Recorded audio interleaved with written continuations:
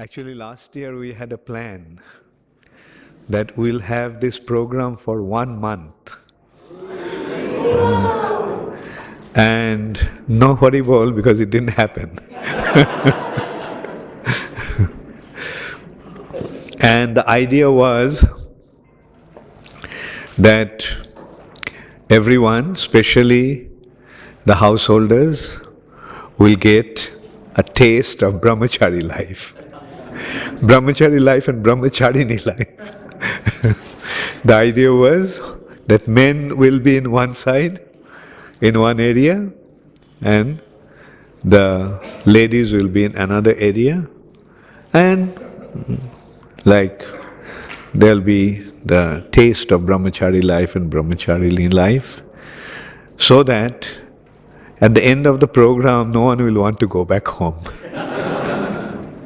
Because the taste of this life is so wonderful.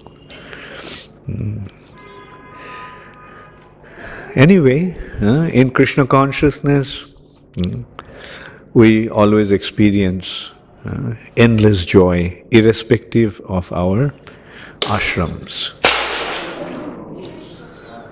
Confirmed.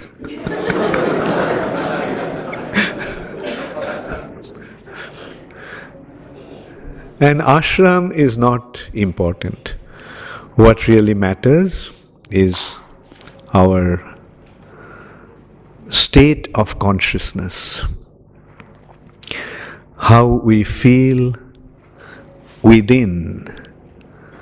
That is what really matters. The state of consciousness is like, for example, somebody may be living in a palace with in the middle of all the opulence, but if he is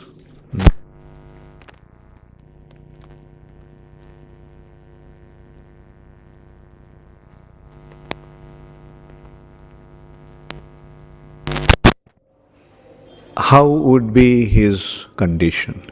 He may be living in an extremely opulent atmosphere, but say a person is living in a very, very opulent atmosphere, but he himself has a very, very terminal disease.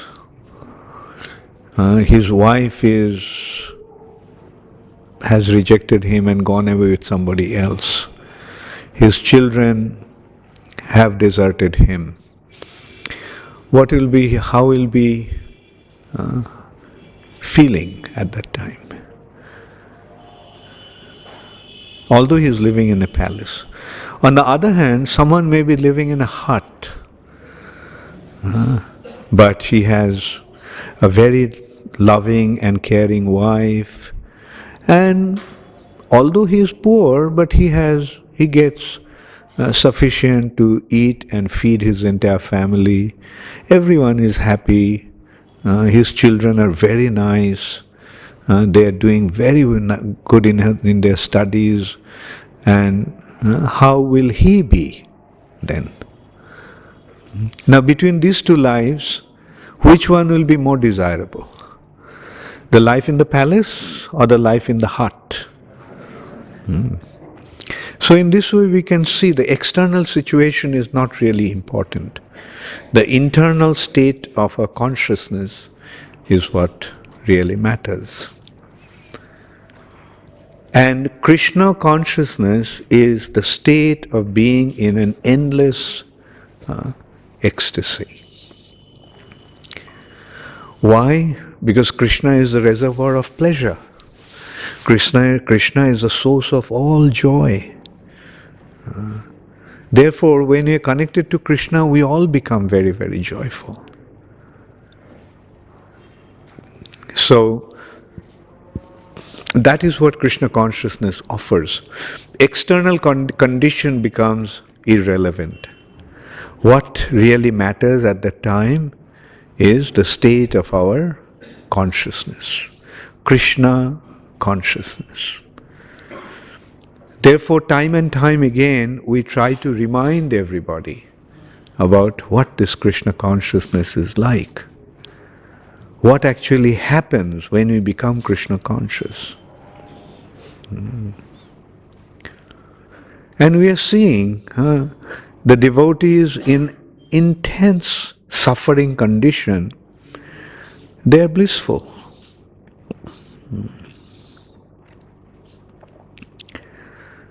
And like we are seeing how the devotees,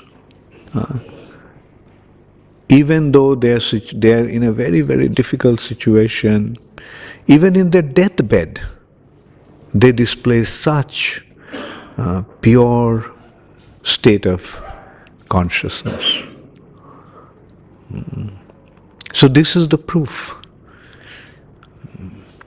So that is what we are trying to actually experience in this kind of situations. The purpose of these retreats is simply to give you these experiences. Although we couldn't make it for 1 month, but at least we are doing it for 1 week. And I'm sure you will feel the change, feel the difference. And one difference you must have already felt. The difference between the life that you were leading before, and the life that you are leading now. Like, how many of you will trade your situation for some sort of material, opulent environment? If somebody tells you, okay, I'll give you $10 million, and you give up Krishna consciousness, how many of you will fall for that? Anyway, at least theoretically you have accepted that you are not going to accept.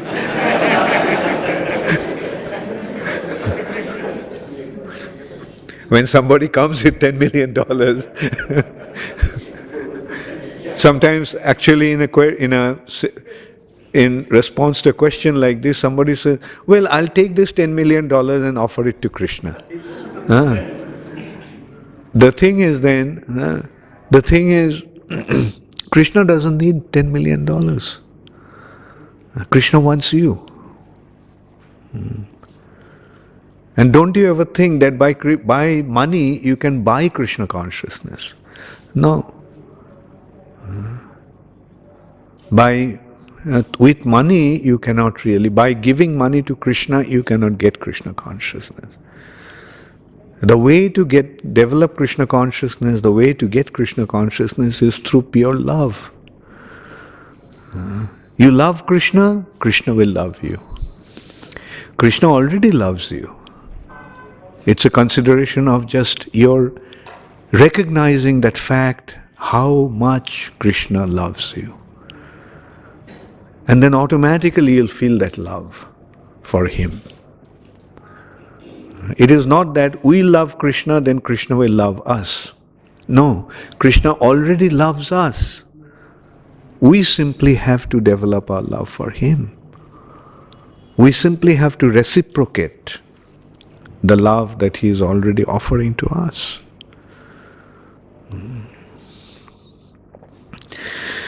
So anyway,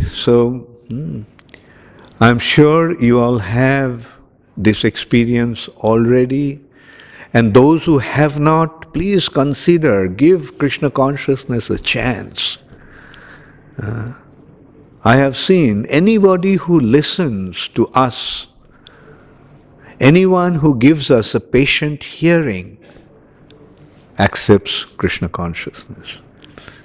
It's only those who don't want to hear, they miss out on this. Because they don't want to hear. They have their confirmed ideas, they have their preconceived ideas, and they want to stick to that. So all we expect, all we want is that please give us a patient hearing. And we are seeing how wonderful results are there out of that.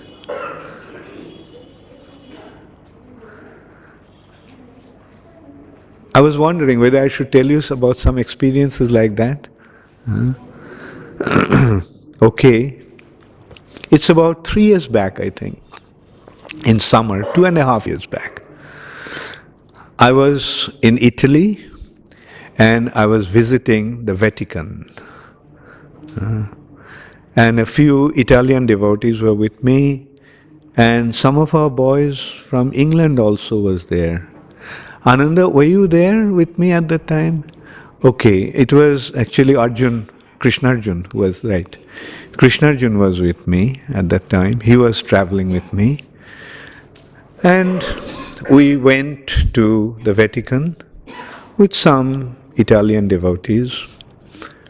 How many of you have been to the Vatican? Okay. So when you go to the Vatican, you get the recorded descriptions of all the things there. I think, is it called Basilicum? That main building? Yeah. And so I had that thing in English and I was just looking at it. Like the first, I remember vividly, the first thing is on the right hand side. As you enter at the right, the first thing is actually Raphael's Jesus on the lap of Mother Mary. And Raphael actually sculpted that when he was only 16 years old. I mean, you can see that he was a genius. Anyway, so I was going by, sculpture by sculpture, painting by painting, and I noticed that there was one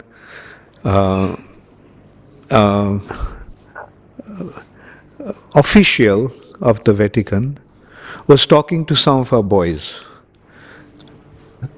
And the impression I got is that that person was probably telling those Italian devotees, why did you become like this? Why did you become a Hare Krishna? Shaved head, wearing this strange cloth. And so I was thinking that really that's what he was talking about. And so I was just going one picture to another picture. And as I was going, they were also moving with me. And no, they were ahead of me actually, and they caught up with me. And then at one point I saw that man was pointing towards me. So when I saw that, then I thought, okay, let me go and confront him. And the boys also were looking at me and he was pointing at me, and so I just walked up to them.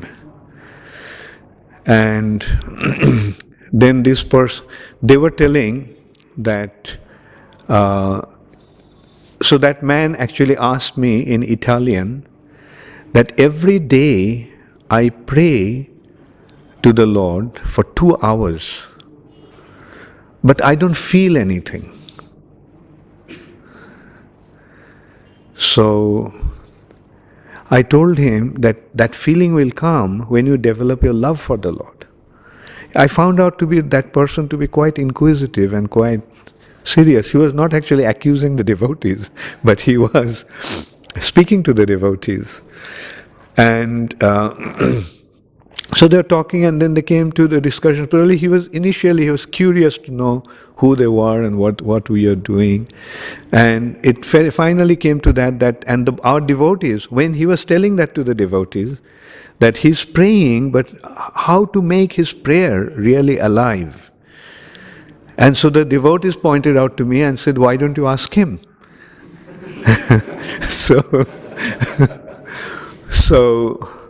And then he came and asked me, and they were translating, and I was telling him that he was actually, that we have to, when we pray, the prayers should be with feelings, with a purpose, why we are praying, to whom we are praying. And our prayers should be an expression of our love. Then only our prayers will become meaningful. And then he asked, anyway, please take care of your phone. How many times we have to tell you? One thing I'll tell you, recently I had a seminar in Calcutta for 3 days, There were 700 people participating. Not a single telephone rang. And not a single person got up from the seat and went even to the washroom. So please be serious about your spiritual life. And when devotees say, just make it a point to switch off your phone. Time and time again, everybody have to be told. Anyway, so this person, then he asked me how to do that. So I thought of taking the corollary from Jesus the Father. So I told him that, do you have a son? He said, yes. I said, when you speak to him, how do you feel? He said, I want to speak to him, but he doesn't have any time for me.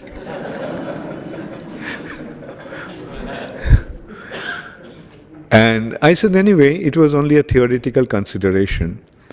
Like, say you want to speak to your father, you want to speak to your son, but your son doesn't have the time to speak to you.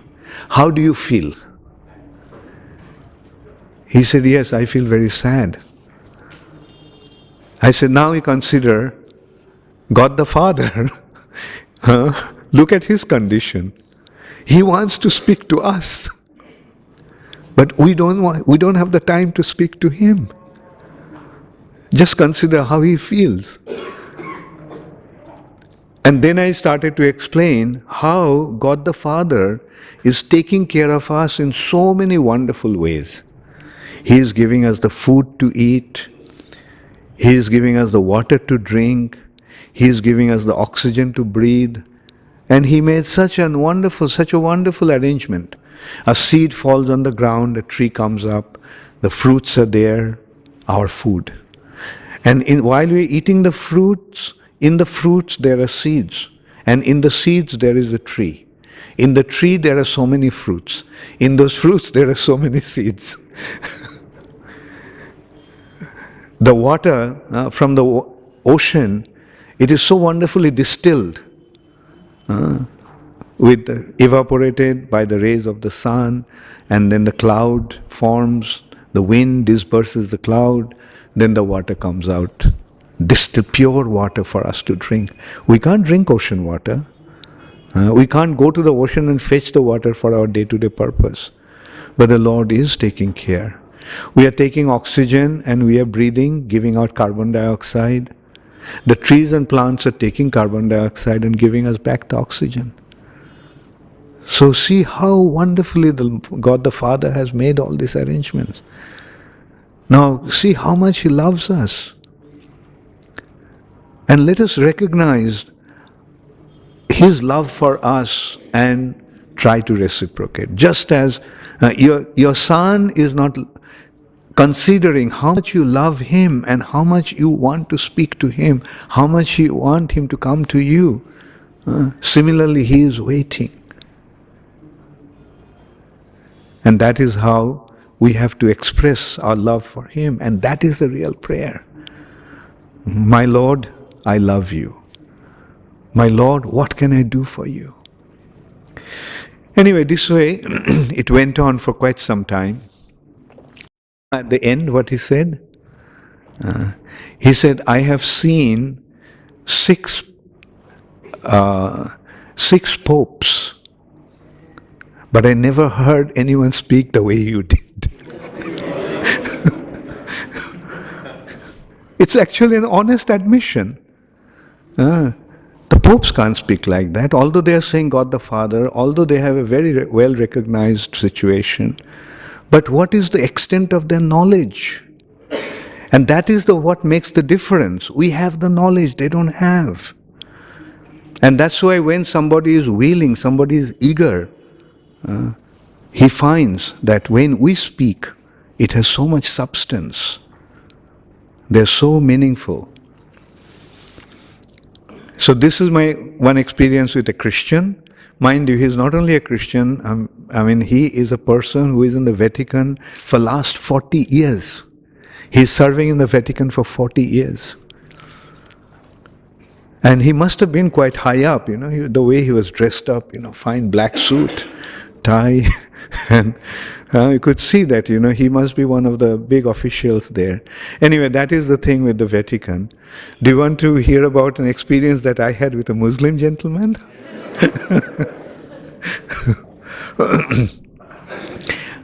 I was flying from Dubai to Bombay, and next to me was the head of operations of Emirates sitting next to me.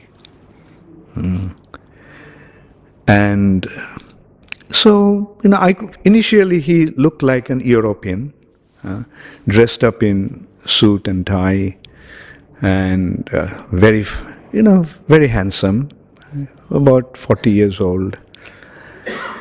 So we started to talk, and then, we started to speak about what we stand for. He was curious, and we got to know that he was actually a resident of Dubai, United Arab Emirates resident.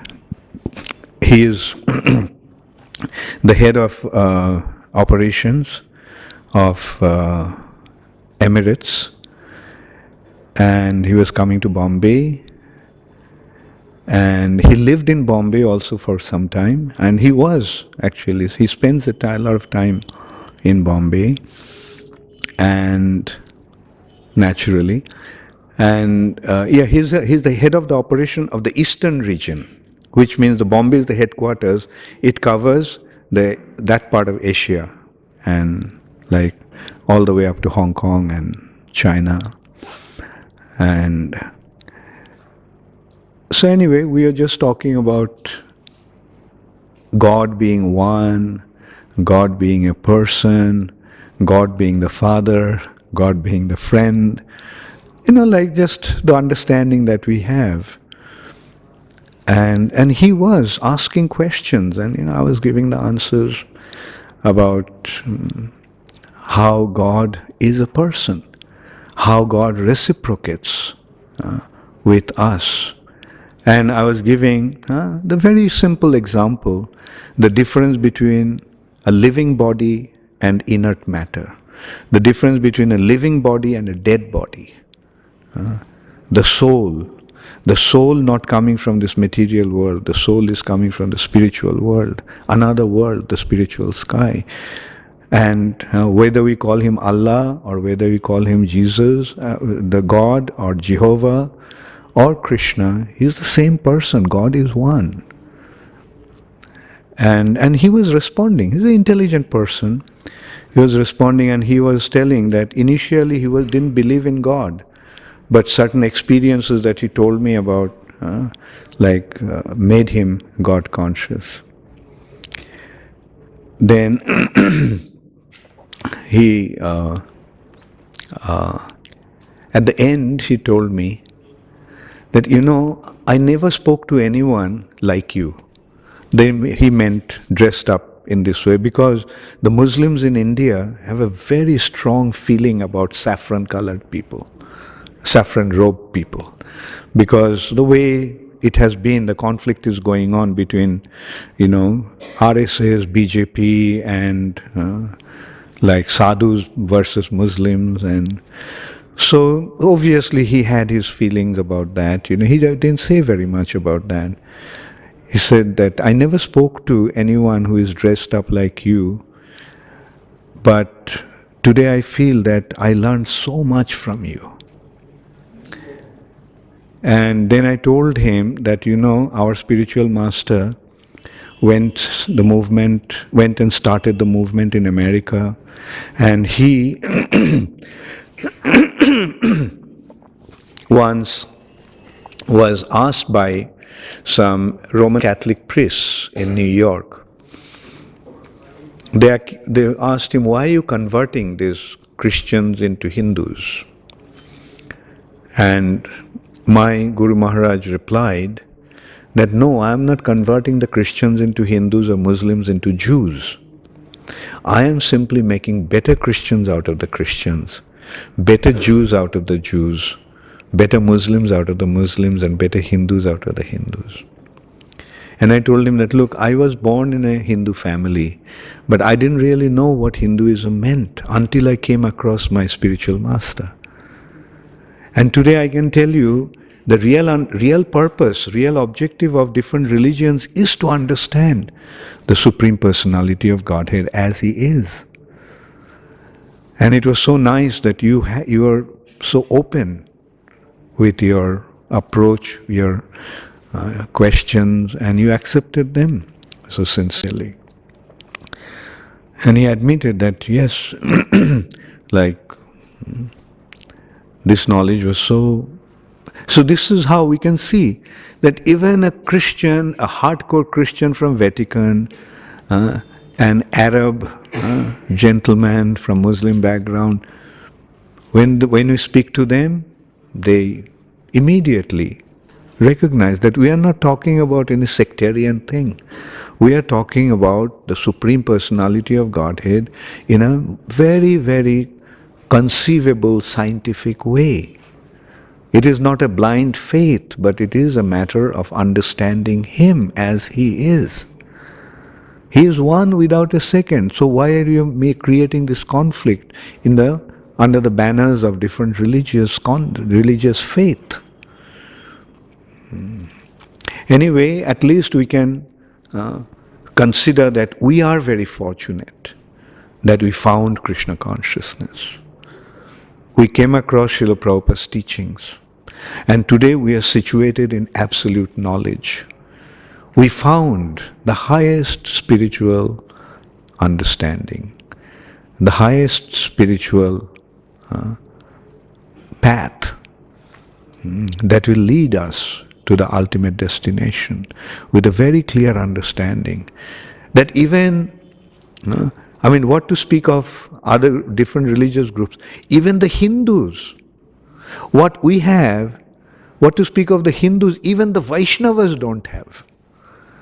That is what we got from Srila Prabhupada. Other four Vaishnava Sampradayas, they don't have any information, a proper information about Vrindavan.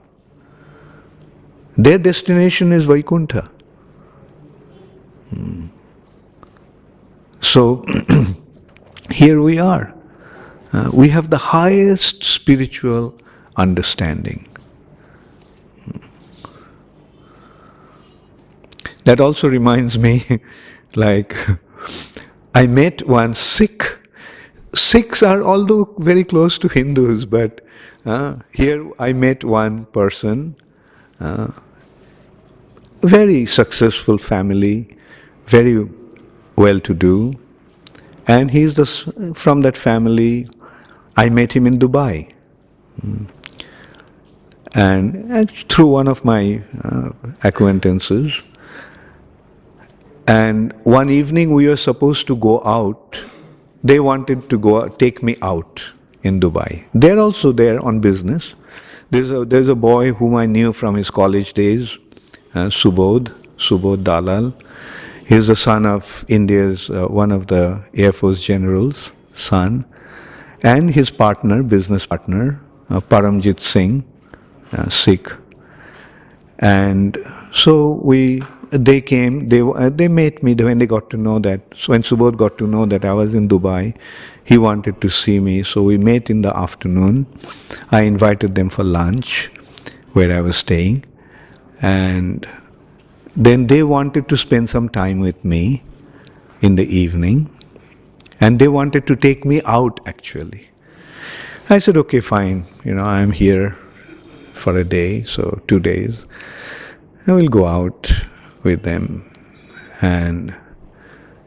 But then we had a little talk in the afternoon.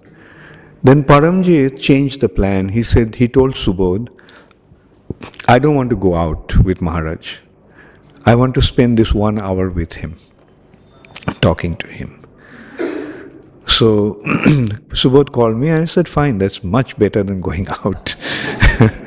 So they came to see me where I was staying. And that discussion instead of 1 hour, it went on for 3 hours. And not only that, Paramjit was telling, Maharaj, next time you come to Delhi, you must stay with us.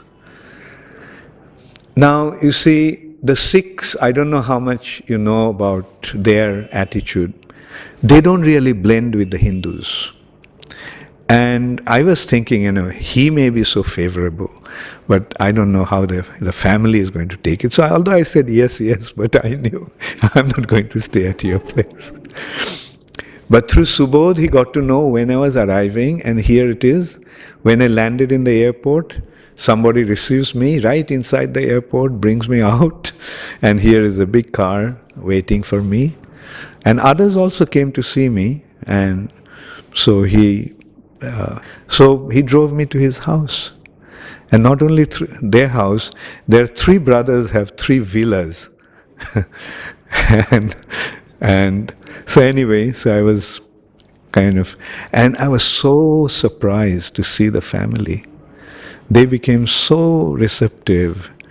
And then one evening, I stayed for 2 days, and one evening we had a program, and a whole lot of devotees came from Gurgaon. Generally in Gurgaon is the place where I usually stay. And not only that, his father, Paramjit's father, made a condition. He said, his condition is, whenever I go to Delhi, I have to stay at their house. And last time I met Paramjit was telling me that he found out that Guru Nanak actually met Sri Chaitanya Mahaprabhu. I said, wow. Like him telling, there is a follower of Guru Nanak, Sikhs, and he is admitting that Guru Nanak met Sri Chaitanya Mahaprabhu. So this is how, when one gives us a patient hearing, this is how they get affected. It's a matter of just listening to us, because Prabhupada has given us the highest information. Because Chaitanya Mahaprabhu gave us the perfect understanding of the spiritual reality. Hemanga, you are nodding your head. You met Paramjit, yeah? You came to their house also, yeah. What do you think of that family? Yeah, and they're very wealthy family actually, very wealthy family. And his father is 80 years old, but is straight as a very fit person. And he told, once he was driving me, we are going to meet some politician, we are going to meet Uma Bharati actually. And he was driving the car. He said, I don't let the driver drive my car, I drive myself. And anyway, so this is it. Like anybody who is willing to listen cannot help but becoming convinced about Krishna consciousness. So how did you like these stories? And I told you, these are not stories but histories. So the goal is actually Bhagavatam stories. This is a Bhagavatam story actually. We are just presenting Bhagavatam, and this is the result. And why do you have to go that far? Didn't this happen to all of you? Sunimon, were you born devotee? Then what happened? Yeah. What about you, Jamunacharya? So, Mukunda Hari met a devotee and something happened without you even knowing what was happening. Isn't it? Rasa Rasik, what about you? Same. Is that the case with all of you? You are not a devotee but became a devotee. How did it happen? Satya? Through meeting other devotees. Yeah. Talking to devotees and look what happened to her. Of course, she has a very special devotee acquaintance. Her cousin is, she is the cousin of Guru Gauranga.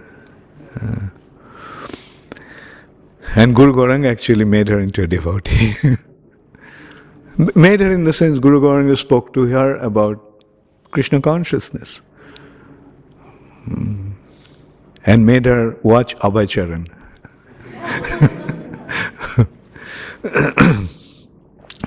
Hare Krishna. So Parikshit Maharaj had been cursed by the Brahmana boy. Are you now back to that scene? Who is that Brahmana boy? Shringi. And he cursed him that he would die within 7 days, being bitten by a celestial serpent called Takshak. Now, what did Parikshit Maharaj do as soon as he got the news? Did he call some snake doctors to counteract the snake poison? No. He said, okay, I have to leave my body. If that's what the Lord wants, fine, I'm ready. Now see Parikshit Maharaj's situation. Do you remember when Parikshit Maharaj was in the womb of his mother? Then Ashwathama, the son of Dronacharya, released the Brahmastra to destroy him.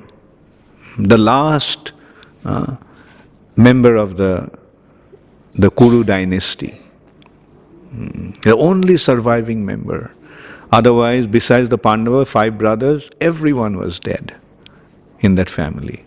So he was the only surviving member of the family in the womb of the mother. So Ashwathama wanted to destroy him. But when he was in the womb of his mother, Krishna came and saved him. So when he was in the womb of his mother, Krishna came and saved him. And now a Brahmana boy's curse is going to make him die. What do we understand this way from these happenings? These are all Krishna's divine arrangement. When we take shelter of Krishna, when we surrender to Krishna, Krishna takes care of us. Marobi rakhobi jo ichha tohara. And that is the attitude of a devotee. Krishna, if you want to keep me, if you want to save me, if you want to protect me, you can do that.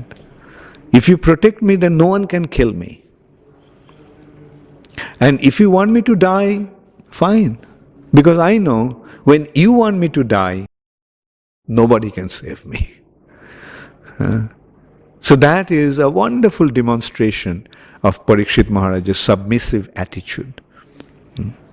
Krishna, you want me to die? Actually, it came in the form, your wish has come in the form of the curse of a Brahmana. It is not that the Brahmana cursed me. That's how Parikshit Maharaj was seeing. It's not that the Brahmana boy cursed me. It is your desire that is manifesting in the form of this curse. So if you want me to, I am not going to be perturbed by that. And in a way I can say that how this Krishna consciousness movement has affected different individuals. Because it's not only that this kind of attitude is demonstrated by Parikshit Maharaj. This kind of attitude becomes common with all those who have taken shelter of Krishna's lotus feet. I will give you an example. Right here, Jamunacharya, his only son died in a car accident. And he was totally unperturbed. I was in America at that time. I phoned him and I even told him, Jamunacharya, I'm coming down. He said, no Maharaj, there's no need for that. Like, if Krishna wanted, he took him. Krishna gave him to me and now Krishna has taken him back. So how can one have this kind of faith in Krishna to display this kind of detachment? Anybody in this condition would have been completely devastated. But I saw personally how Jamunacharya and his wife Chitra Devi was not affected by that. Why? Because they understood. First of all, everything happens by Krishna's divine arrangement. And their son was not their son. They are Krishna's part and parcel, who came to them as a son, and now that Krishna has taken him.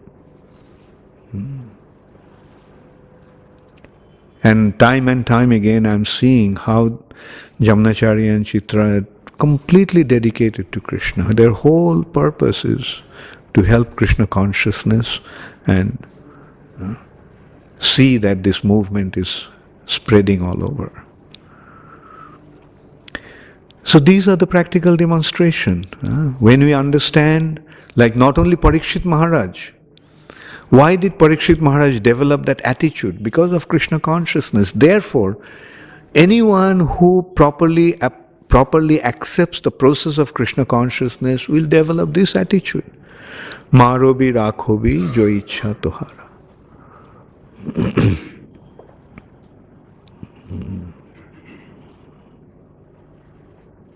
Recently, one disciple of mine in London, she was leaving her body. Whenever I used to speak to her, she used to tell me, Guru Maharaj, I just want to leave. I don't want to continue. And she was, although she had terminal cancer for so long, she was suffering so much, but her spirit was so high, as if she was not at all affected. And when she left the body, she left in such a nice Krishna conscious mood. Another such example in London again was, maybe you don't know her, but you know her daughter, that is Janava, Janava's mother, Savitri Priya. I got to know that doctor said she has only 7 days left.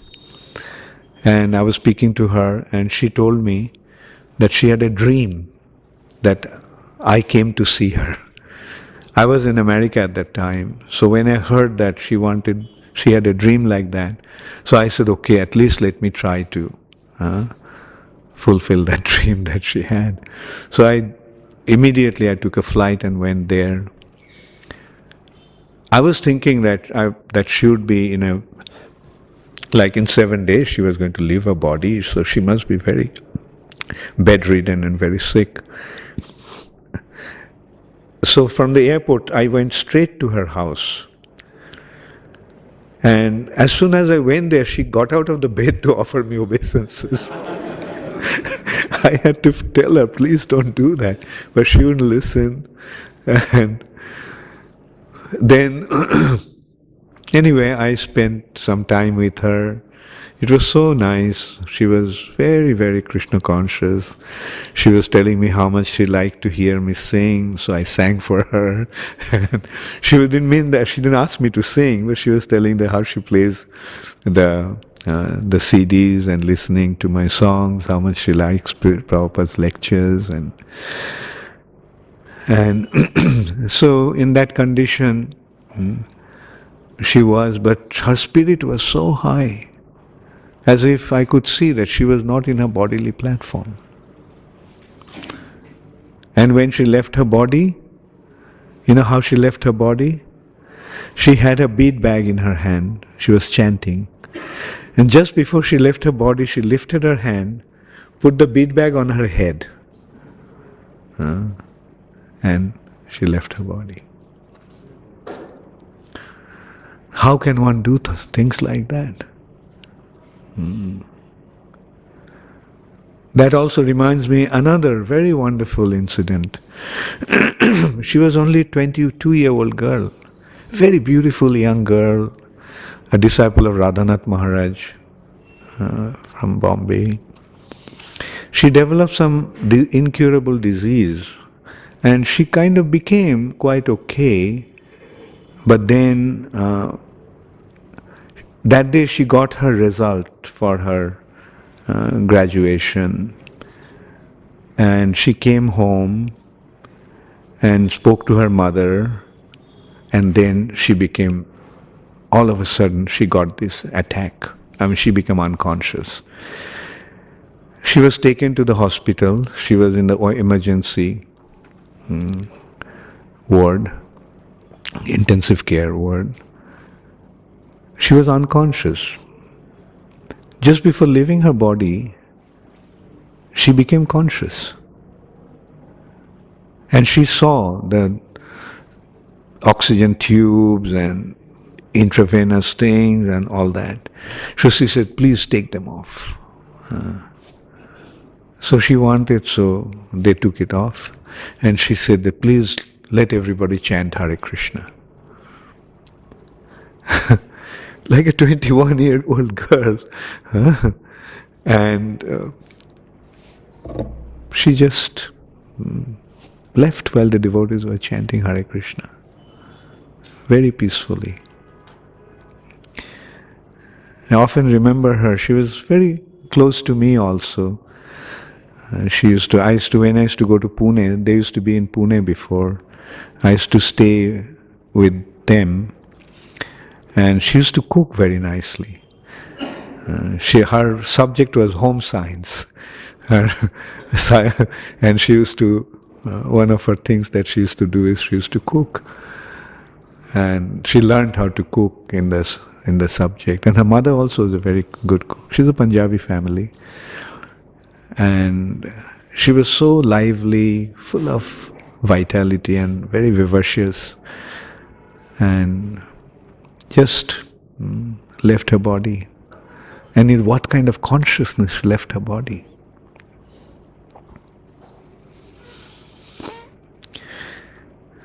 And time again we are seeing that, and that is the proof of the authenticity of Krishna consciousness. Authenticity of the process that we are practicing. Not only how we live, but how we die also. And that is the final test. Dying to conquer death. Therefore, once I gave a seminar, a series of seminars at different places actually, called The Art of Dying. Krishna consciousness actually is an art of dying the way to immortality. Through death, we reach the region of immortality.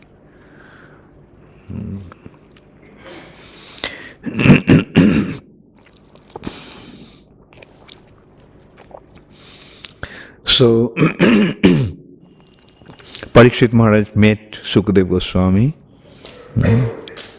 and Sukadeva Goswami to him,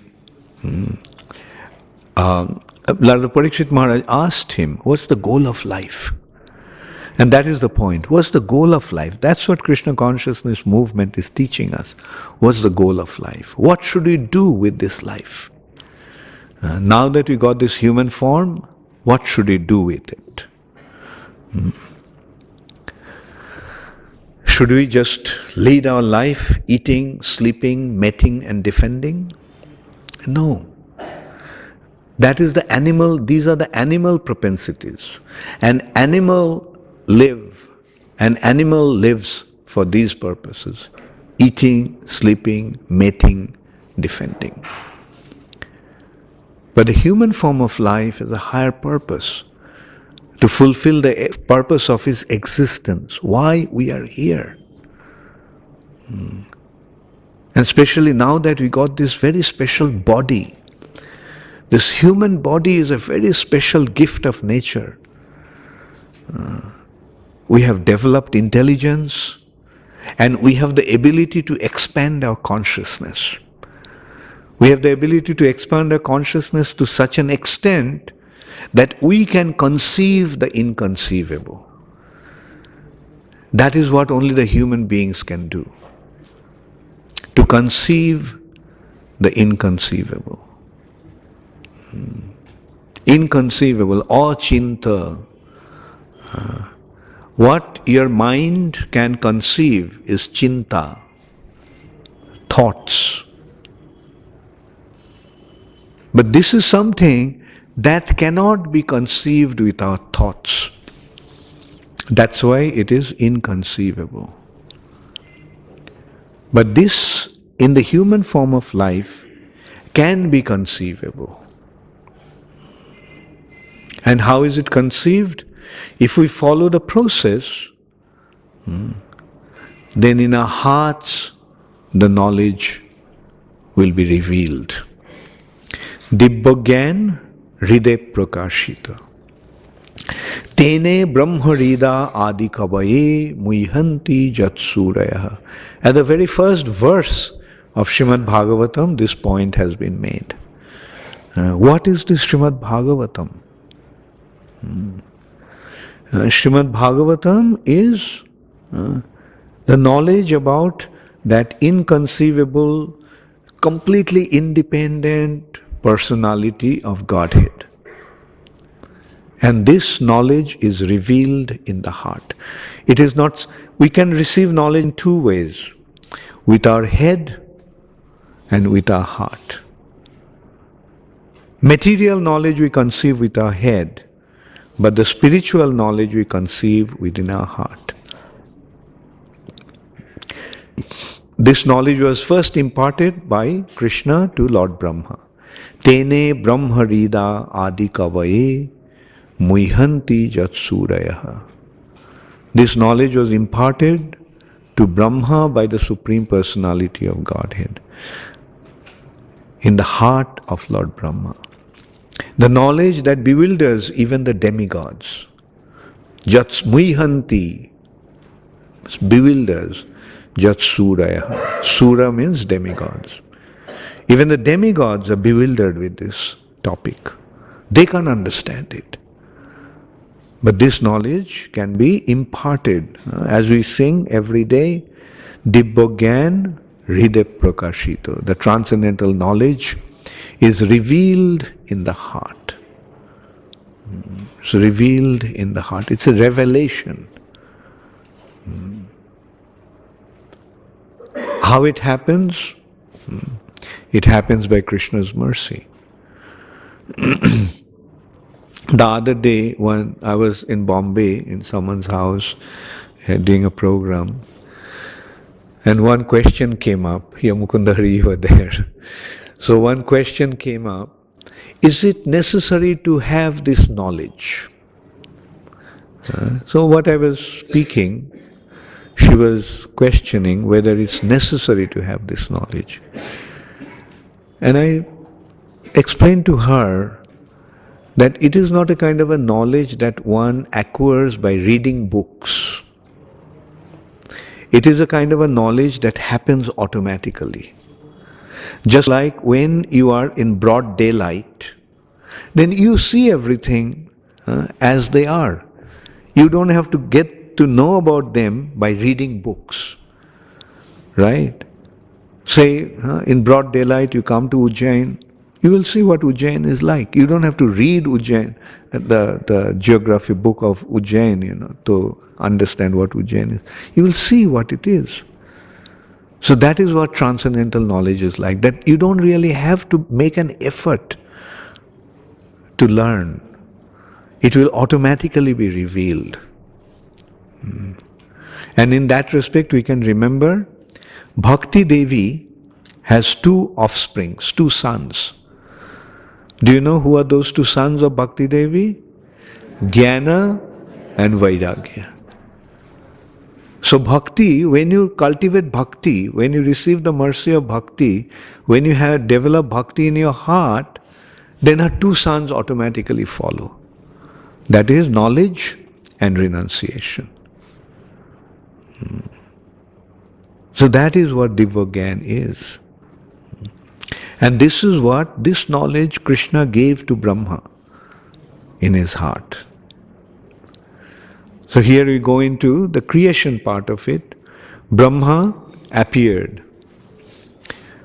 from the navel of the Lord. From the navel of the Lord, one lotus sprouted. And Brahma found himself sitting on that lotus.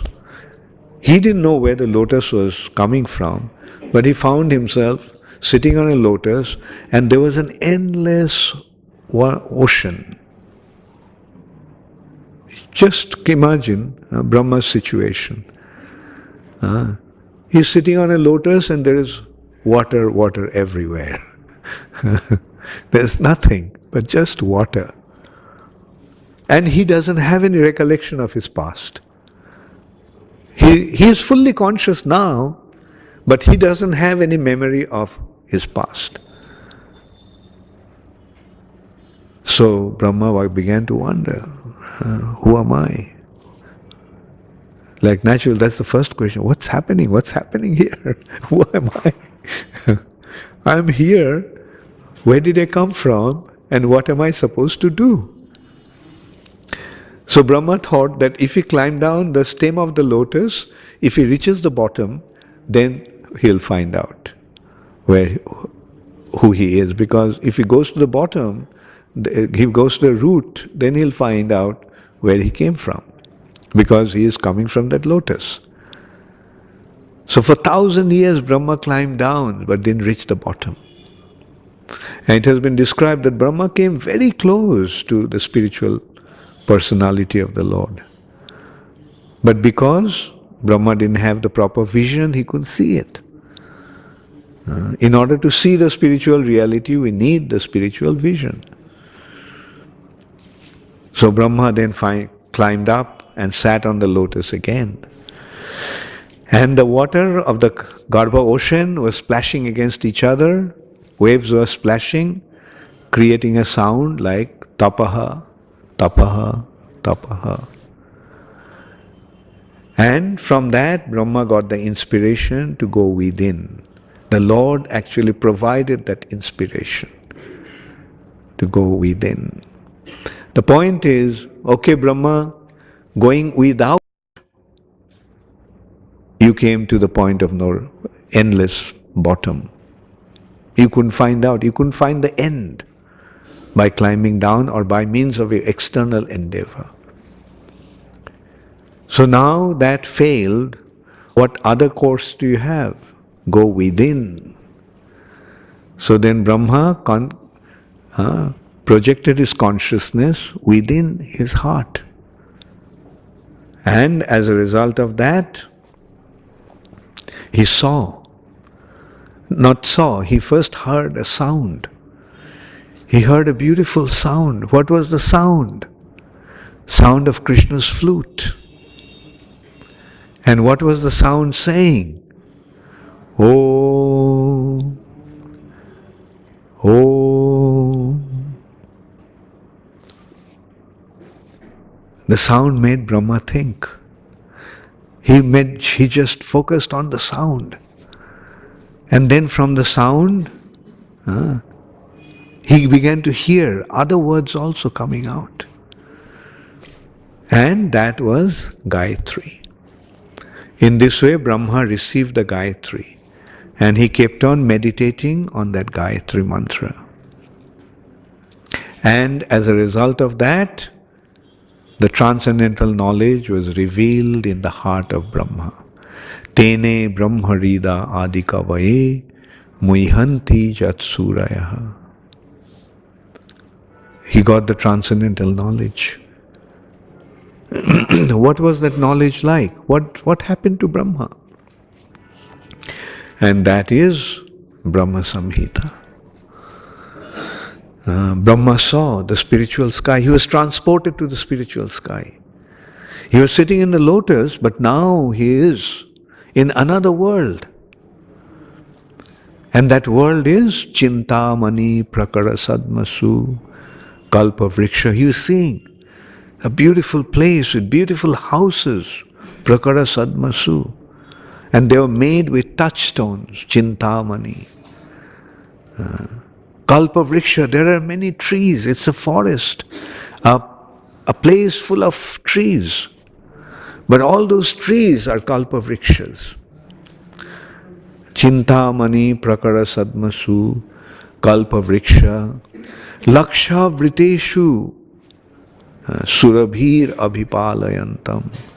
He is tending hundreds of thousands of cows, and all these cows are surabhi cows. The surabhi cows are also desire fulfilling cows. Surabhir abhipalayantam. He is sporting with beautiful damsels, the most beautiful girls. Who are they? Lakshmis. Lakshmi Sahasra Sata Sambhrama Sebhyamanam. So this is how he saw. He was transported to the spiritual sky, and that's what he is seeing. And then he is seeing Venung Kanantam Aravinda Dalayataksham Barhavatam. He is playing a flute. He has a peacock feather on his head. His complexion is Samasita Ambudam Sundarangam.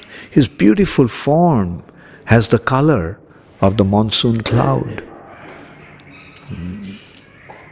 or blue sapphire. Shyama Sundaram Achinta Guna Swarupam. And this is how Brahma saw. And the transcendental knowledge revealed in his heart from that. He not only saw the Lord, he saw his wonderful qualities. He saw him as Ramadi Murti Shukala Niyamena Tishtan. He expanded himself into various incarnations like Ram, Nrsimha, Varaha, Kurma. And that personality, he saw how he is the source of everything. Maya hi jassa jagadanda satani sute traigunna tad vishaya veda vitayamana. He saw the relationship of Maya with him. He saw the relationship with Lord Shiva with him. He saw the relationship with Durga with him. He saw the relationship of Ganesha with him. So in this way he saw everything in the light of that personality. So that is what happened to Brahma.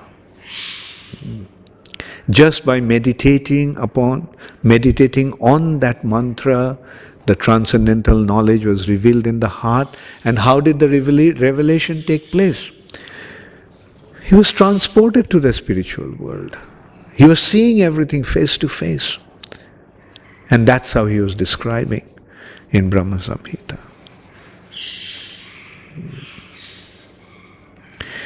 So, in this way, the transcendental knowledge was first revealed in the heart of Brahma. And then Brahma got the instruction, what he was supposed to do. He came here with a purpose, to create.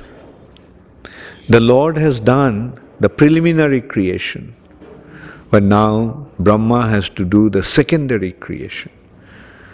What is the secondary creation in relation to the preliminary or principal creation? In the principal creation, the Lord created the universe. Then He filled up the universe, the innumerable universes generated from the breathing of Mahavishnu. Just like when you breathe underwater, then what happens? The bubbles are generated. So due to the breathing of Mahavishnu, innumerable bubbles are created in the universe, in the causal ocean. And each bubble is an universe. So he entered into each of these universes as Garbhodakshai Vishnu. And he generated water from his own body. He entered there, and from his own body he created water and filled up the universe with that water. And then he laid down. The moment he wanted to lie down in that Garbha ocean, understanding his desire, immediately Ananta Shesh appeared there. Create.